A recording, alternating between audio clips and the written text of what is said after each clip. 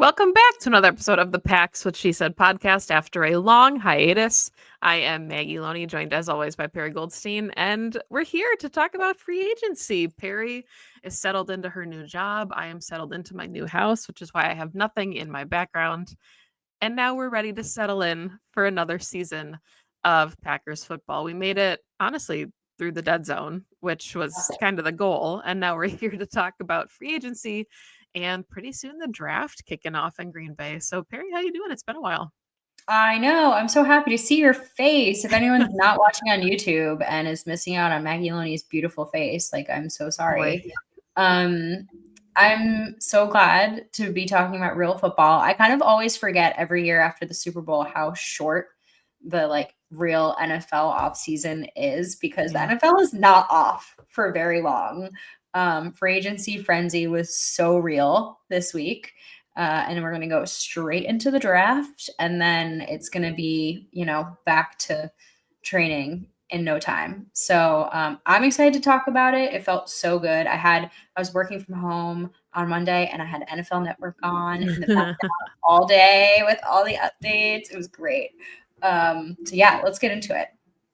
Yeah, so I think, we can talk about surprises, reactions, all of those things, but so far in free agency, at the time at least of recording, we're doing this on Thursday evening, so we'll see if anything shakes out in the next couple of days, but the first wave is kind of upon us at this point. Everything has happened. The Packers have lost TJ Slayton. He has gone to the Bengals. Eric Stokes went to the Raiders, and then AJ Dillon went to the Eagles on a one-year deal, and Josh Myers signed a one-year deal with the Jets. So I don't know about you. I kind of personally thought they would consider bringing back Josh Myers on a cheap-ish deal, but otherwise not entirely surprised by those losses. So that's funny that you say that because the one that I was surprised by was actually TJ Slayton, not the rest of them. I had hoped they would bring him back. Yeah, of all of them. I just felt like of all of them, contributions wise, he was the one that actually made any, he's a rotational D lineman, right? Let's not, put too much on TJ Slayton, but meaningful contributions for the role that he played and for what, a 5th round pick. I mean, I think they got good usage out of him, but they must feel like they have who they need in that room and it just wasn't worth bringing him back. Naturally, we saw they paid Kenny. So maybe they felt like they didn't want to pay them both. And I believe they brought in a new D-line coach this offseason. So it could also be that this new coach didn't feel like the fit was quite right. That's always a possibility as well. So I was a little disappointed in that, but the rest of them didn't surprise me. Yeah, and TJ Slayton, I think it might have been, it was Acme Packing or Packers Wire. They all do really good work, but TJ Slayton has not been a fit for this new Packers defense for quite a while. He's just bigger than the guys that Jeff Hafley likes to operate with. So he was great as a run stuffer, and I'm excited that he got paid in Cincy. Kind of made more than I necessarily thought that he would to stay in Green Bay. So that also helps, go get your money where you can. But yeah, I see the Packers trying to get a little slimmer at the defensive line. So not entirely surprised there. So since Josh Myers is gone, obviously we thought center was going to be a priority for the Packers kind of going into this free agency cycle. Drew Dahlman was an option as, the kind of the premier center on the market. He ended up, of course, going to Chicago. And I think surprisingly for Packers fans, Aaron Banks was kind of the first big name that the Packers acquired here in free agency, and not at center, at left guard. What were your, I guess, before we dive into that, what were your initial impressions to see that when the Packers did dip their toes into spending, it was for a guard? It just felt so Packers. It just felt so Packers. Yes, everyone's waiting for the edge rusher or the cornerback, which obviously the cornerback came eventually. And they're like, actually, we're going to go get an interior offensive lineman, which again, amazing because, I think I put this on Blue Sky, but investing in your line means investing in protecting Jordan Love. And that's priority 1A for this team at all costs. And they obviously liked what Aaron Banks brings to the table. And to your point, Maggie, they feel, and I think it's right, and we can, I think, dive into this a little bit on what the line's going to look like now. They feel that they have a center. on their roster already. And I think they do. They can slot in probably Elton Jenkins, right, who played center in college, right into that spot and have a really strong line now with Aaron Banks and Sean Ryan, and then the two tackles completing it out. So I love it for them. It cracked me up because it's just such an unsexy but super important position. Yeah, and I mean, I think that there were a couple different ways that the Packers could have approached this. Like, we said they could have gone for a guy like Drew Dalman, paid him a ton of money to kind of lock up the center spot for the future. This is a really weak draft class for centers. So if your guy is not exactly where you want him, you're probably not going to get one. And then the Packers would have missed out. So I'm glad that they did something to address the position, because I think going into the draft would have been the wrong move. But I also saw potential for them to take a guy like Ryan Kelly as like a 1 year, 2 year vet to kind of be your stopgap and then develop somebody on the roster. So the fact that it's funny, they both went in the division, Kelly going to the Vikings, but I like this for the Packers. You can tell they feel really comfortable with the guys they have in house. They've got Jenkins, who we presume is going to be the center, but they really like Jacob Monk, I think, is the backup. We know how they feel about Zach Tom. I'm sure he wants to stay at right tackle and get tackle money next offseason for obvious reasons. But even Sean Ryan was taking snaps at center in training camp. So they have a ton of options. And I think what they did was just make sure that this was one less area of need going into the draft, because again, it's not a strong class. And if you can upgrade your center position, I talked to Andy Herman about this on the radio a little bit a couple days ago, and he said that he thinks that Jenkins is one of those players that almost like gets bored at guard because he's just so good that like you kick him over to center and you give him more responsibility and it like rejuvenates how he gets to play. And he's such an intelligent football player that he's just going to thrive, I think, at center. And even if you have like a slight downgrade at left guard, you are elevating your center play, which is just going to make the rest of the line so much better. And kudos to Jordan too now for getting that locked up. Yeah. I have a few things I want to hit on. I agree with so much you said. I'm so glad you brought up a few of the backups. I mean, they did heavily invest in the draft last season. So you want to continue to develop those guys and potentially give them the opportunities if those come about. Now, we did see in the Philly game some of those opportunities, and it wasn't great, which I also think is why this was probably heavy on the brain for this front office to say, okay, if anything were to happen, maybe our depth isn't exactly where we'd love it to be, and we need another bona fide starter. To your point about Elton, I think we talked a lot last season about this line, not necessarily knowing, we believe Zach Tom is a star. We believe Elton is a star. He's gotten paid like one, certainly. But there were a few weaker points, Josh Myers, I think, being the one. And if you really do feel like you have two guys who you can lean on as kind of that higher end, those higher end offensive linemen, then you want to build around them. And I don't know if you necessarily are building around a left guard, right? But you certainly build your line and your focal point around your center. So I agree with you that I love the move for Elton to center, not just because it's his natural position, but I think because if he can strengthen that spot, which is super underrated and also a place where the Packers historically have had very high level play that I think has gotten really overlooked. I think this line is going to be better for it. And that's not to like diminish Aaron Banks in any way. He got paid clearly very well because the Packers obviously value him and value the left guard position, but more to say that I think Elton is going to do a lot to like elevate the line as a whole by being moved into that position.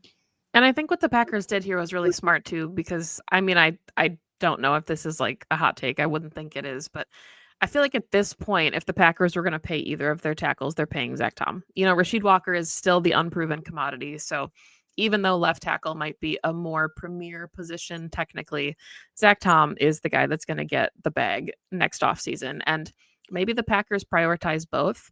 But I think what they did here too, locking up left guard, ensures that you've either got Jordan Morgan, who has experience playing left tackle, who can come in and be your left tackle if you want to keep Sean Ryan at right guard, Or if you're not too thrilled about Sean Ryan being your right guard, Jordan Morgan took snaps there, rotated in before the injury at right guard, and you can keep Rasheed Walker at left tackle. So what they've done is just kind of ensured that like wherever they need to plug and play these guys going into training camp, they have options. And I think that's kind of what the bank signing does. So smart Yes. move, I thought, by the Packers. And I know people were kind of surprised by maybe the contract numbers. 4 years, 77 million is quite a bit of money. I think it's technically more than what they paid last year for guys like McKinney and Jacobs, which is funny, but it like you said, protecting Jordan Love is like the most important thing you can do on this football team, and it'll mitigate a lot of potential other weaknesses that this roster might have. So Yeah. I was happy with it, and the more I kind of dove into it, the more it really made sense to me on Yeah. why they did it. I don't think it's a hot take at all, by the way. Okay, That I job. didn't think so, but Yeah. The numbers and again, I think this goes across the board, and I don't know if we're going to dive into like moves that happened outside of the Packers sphere, but I just felt like all the numbers were higher this free agency. I know everyone's been talking about the salary cap going up and that playing a role in it, and teams, when your draft and develop doesn't work, like you unfortunately have to a little bit pay a premium to fill the hole that the draft leaves you. And we just at the top of this show named all the guys that they lost from their 2021 class. And so, yeah, you might have to, and I don't like calling it an overpay because I don't necessarily feel that way because like we said, we like the move, we like the signing. But it is high. But I think relative to what everyone is getting paid across free agency this offseason, it fit right in. Yeah, I'm with you. So let's shift then and talk about the other free agent signing that the Packers have made so far. As we record, hopefully something fun happens, tonight after we're done recording this one. But Nate Hobbs was the second signing, corner from the Raiders. It was funny because as it happened on Pack-A-Day earlier, or I guess last week, Andrew and I talked about Nate Hobbs, and his market value on SpotTrack was like 1 year for $3 million because he primarily plays as a slot corner. So your expectation is like he'll come in for a year, see what he can do, and then maybe go get a big contract. The Packers clearly said we're just going to give him a big contract, and by all accounts, I thought, oh, okay, they got their slot corner. It sounds like the Packers are interested in playing him everywhere. He probably will start on the boundary. Aaron Nagler had some reporting from Ryan Wood, and it looked like Bill Huber added to that as well, that Hobbs could end up being a boundary corner on early downs and then sliding into the slot on third down, maybe with a guy like Valentine coming in on the boundary. So really interesting pickup. I like it. I thought he was a really good football player. But curious to see him get some more looks at the boundary because I only really know him as like a slot corner. Yeah. I like this move. It surprised me also. I think there were a lot of cornerback names thrown around and he wasn't necessarily in the mix, but the more I dove into this one, I actually really like it. Also, the contract looks big, but it's really not. It's actually really 2 years of real money and two fake years, which is just like very Russ Ball. But so I don't actually, the numbers don't scare me as much as like the initial report when the initial report came out, I was like, whoa, they paid him. I think they paid him appropriately. And he'll get 2 years to kind of show how he fits into the scheme. And I completely agree with you. I think in terms of scheme fit, it's great. We got to see Keyshawn Nixon on the boundary last season, and over the course of the season, he steadily improved. So the idea of having two guys who can, and we'll see how Nate Hobbs does on the boundary since that's not where he's naturally played. But in an ideal world, if what the Packers are thinking is we have two guys who can play both on the boundary and in the slot, and we can rotate them there, plus however we want to play our safeties, that gives Jeff Hafley a lot of versatility. And I think that's really exciting for the scheme and for this defense and like everything that he plans to do with them. So I like it. I like it a lot. He has the size to play on the boundary and just never has been asked to do it. So I think there's a big asterisk around like if he's capable of stepping into a role that he hasn't done before, but the ceiling is really high if he can. Yeah, and I mean, he's super aggressive. He's a really good tackler. And to your point, yeah, he gives Halfley so many options. We kind of saw towards the later half of the season that he wants his three safeties out there when he can. And we're pretty positive that Evan Williams kind of locked up the floating spot next to Xavier McKinney. Javon Bullard coming into his sophomore season in the slot. You'd like to see some improvement there. He's certainly struggled at times, but it's a tough position to play, and it wasn't his natural home, Mhm. at Georgia. So it made sense that it would take some time for him to adjust at the NFL level. But when you've got your three safeties, you still got Oladapo, who hasn't played a ton. They Yeah. feel really good about that room.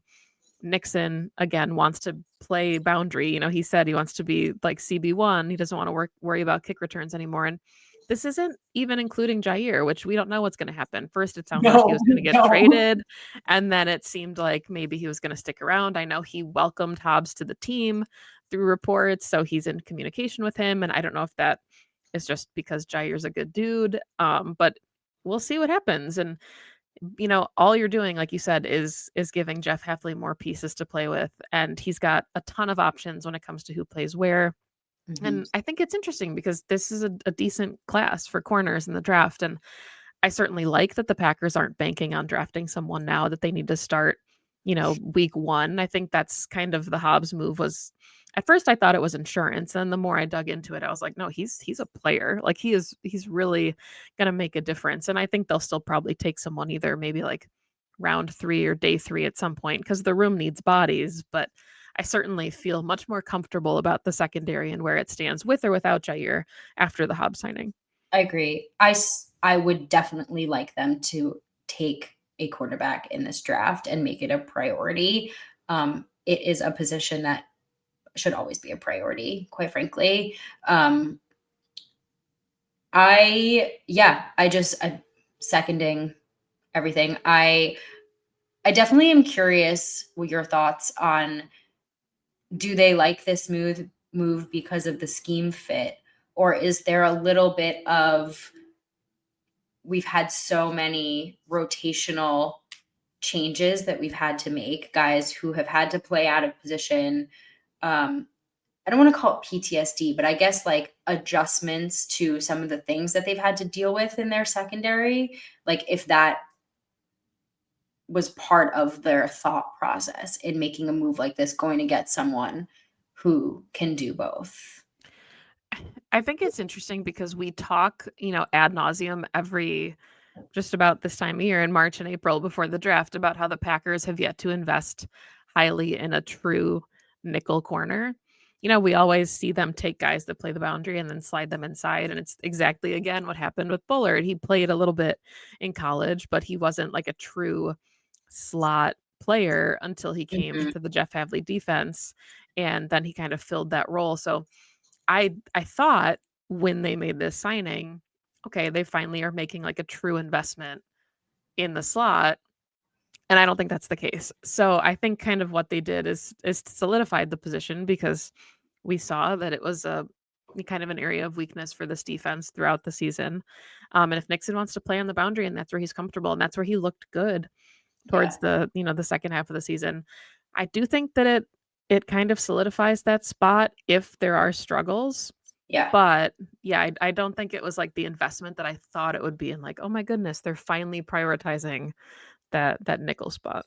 Yeah. I'm just wondering if like the Jair uncertainty has Mhm. like, I don't want to say changed, that feels like a very strong word, but informed their decision in a way, or if Nate Hobbs would have always been someone they would have gone after in this free agency class, if Jair was unequivocally going to be playing on this team in 2025. That's what my question has been around this signing. Um, we will never know. No, we won't, which is kind of par for the course when it comes to how the Packers operate, but those are the 2 free agents, obviously, that the Packers have signed. Of course, they brought back some of their in-house players. They re-signed Isaiah McDuffie to kind of play that third inside linebacker role, the only remaining player from their 2021 draft class. They also brought back Brandon McManus, locked him up long term. So the Packers have figured out their kicking position. Also signed all of their exclusive rights free agents. So like punter Daniel Whelan's back, along with guys like Emmanuel Wilson, Kadeem Telfort, Aaron Mosby, Bo Melton, and the mysterious Zane Anderson. So those players are back. But as we record, obviously, we know that nothing has happened yet outside of the 2 splashes the Packers made on Monday. Is there anyone out there as we record this that you would be banging the table for that remains unsigned that you would like to see the Packers pick up? And I guess to add to that question, do you think that the Packers have done enough? Are you comfortable with where they're at going into the draft, or would you have liked to see them be more aggressive in this window as we see the rest of the NFC North just collecting players like left and right? Okay, here's my thoughts. Is no comparison to the rest of the NFC North because like the Bears always win the off season and then they come and forth. So like let's pump our brakes on just because you add players doesn't mean they turn out to be good and add value to your team. This goes for everyone. This goes for the Packers too. I don't know how these 2 signings are going to go. My thought process in free agency is like when you're first of all, the Packers don't need to be overly aggressive because they don't have that many holes to fill. You never know what phone calls they're making and who they would like and what the asking prices are and what they're willing to, there's a lot of behind the scenes, I think, that we don't see. Like the Packers could, have been in on a lot of things. Although we did hear that some names that were rumors were actually not true. Like they never picked up the phone for DK Metcalf and they never picked up the phone for Devontae Adams. So fandom is funny. I would really like to see them address edge still. That's the one that's left. I think that's a pretty obvious one. I don't love the idea of going into the draft and having to rely on the draft to pump up that room. And it was very like the Packers off-season formula is usually like try to fill the holes with both free agency and the draft. And they usually pick players, if they can, from both categories within the same position. So they've gotten an offensive lineman, they've gotten a cornerback. I think they still need an edge rusher because you never know how the draft is going to fall. That being said, all the big guys are gone. And some of those contracts, like I wouldn't have wanted the Packers to sign guys for. I know everybody is like dying for Trey Hendrickson. Apparently the Bengals are asking for like an astronomical amount for him, which is fair if you value him, but also if you value him, why are you trading him? I don't think that's a real possibility. Like if it happened, that would be like Xavier McKinney level happy of like, I can't believe that just happened. I would love the Packers to sign Azeez Ojulari. I think he fits like right in, we were talking about this a little bit pre-show, like he fits right into that body type. We were just talking about them getting slimmer at the position, more aggressive. He's right in that like RAS score, like he's that kind of edge rusher that fits in. At this point in free agency, he would not be that expensive considering he would be in the second wave. I would love to know why. There's probably something there why. But he's the only name left that would make me happy. Yeah, I mean, I think that is probably my concern with the rest of this free agency class. It's a really, really good year to need defensive line help, at least in the draft. This is super, super deep at tackle or defensive tackle. So that bodes well. I could see the Packers double dipping there. Talked about this on the radio with Andy Herman, but I think over the last couple of days, I've completely talked myself into a guy like Calais Campbell, which I know it sounds weird as he's going into his 18th season in the NFL. He's going to be 39 when the season starts, but he's just an ageless wonder. And if you talk about changing kind of the attitude of your pass rush, he's the guy to do it. He's played in all 17 games the last 2 seasons, which is somehow improbable, it feels like. And his run defense grade would have graded out by PFF metrics first for all defensive linemen at the age of 38. So he's just a unicorn. And if the Packers could add him for 1 year or 2 years, and then, like I said, double dip in the draft and get guys, because, Kenny Clark is unfortunately not 20 anymore, even though he sometimes seems like he is.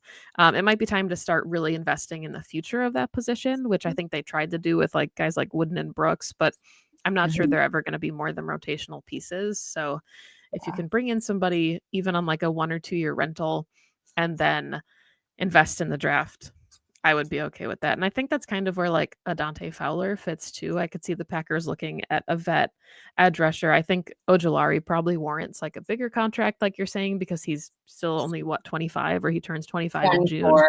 Yeah. But Yeah. I but was they gonna say we chose like guys on the polar opposite spectrum, right. like the youngest guy and the oldest guy.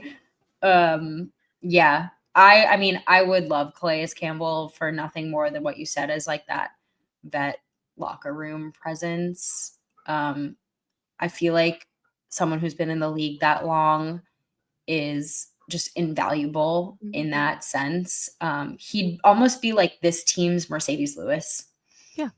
right? Like just like the guy who everyone rallies around. He's certainly not someone you're, investing in long term, which to your point, like you'd still need to go into the draft for that, but then it wouldn't put so much pressure on draft picks to perform immediately.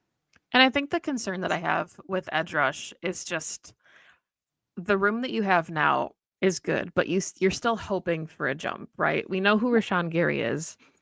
Lucas Van Ness is going into his third season, and he's still ascending. And that's not to say he's not going to have an incredible year, and he could just knock our socks off with the way that he plays in 2025. But you're banking on a lot, and even if the Packers go in and invest a first round pick in another edge rusher, you're hoping that they hit and they're a key contributor from the beginning. And Mhm. that's a big ask. Yeah. The draft is such a roll of the dice, and the Packers didn't need LVN to be a day one contributor. If they're taking somebody in the first round at edge, I kind of feel like they need them to be a day one contributor. And that's where you would like to see a free agent signing, so the pressure's off, because it gives guys like LVN time to develop. And I know they love Brenton Cox. I know they love Aaron Mosby, but those guys are never going to be your Rashawn Garys, right? They're really nice rotational pieces. JJ Nagbari had a really nice season, but I just think that was probably where I felt the most disappointment, is just that a vet would take so much pressure off of whoever is drafted, because we assume they're going to draft edge relatively high. And I would hate for it to be another LVN scenario where they come in and it's like, oh boy, they are not having the impact that they need to. And then the line is struggling because of that. I mean, if that happens, like I think that room is in a really bad spot, like a Mhm. really, really tough spot. And they came on a little bit towards the end of the season, but if you don't have a pass rush, you this it's I don't think you can get very far in the NFL.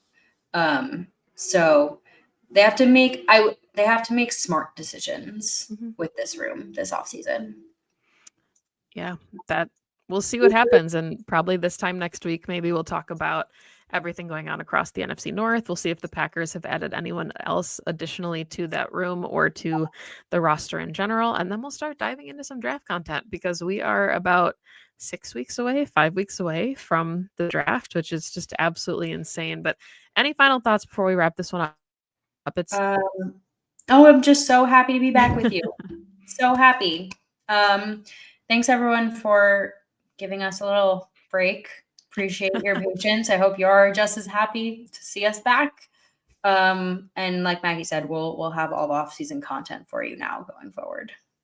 Yeah, we promise no more hiatuses, potentially very brief ones, but we'll be around. You'll be able to find us the rest of the way here. But thank you as always for listening to the show. You can find us at PWSS Podcast on YouTube at Pax What She Said. If you're listening to the audio format, please make sure you like and subscribe there as well. That helps us out. Perry's at Perry_Goldstein, me at Maggie J. Loney. And we'll be back next week to break down more free agency and look ahead to the draft. So thank you, as always, for listening. It's good to be back, and go Pack Go. Go Pack Go.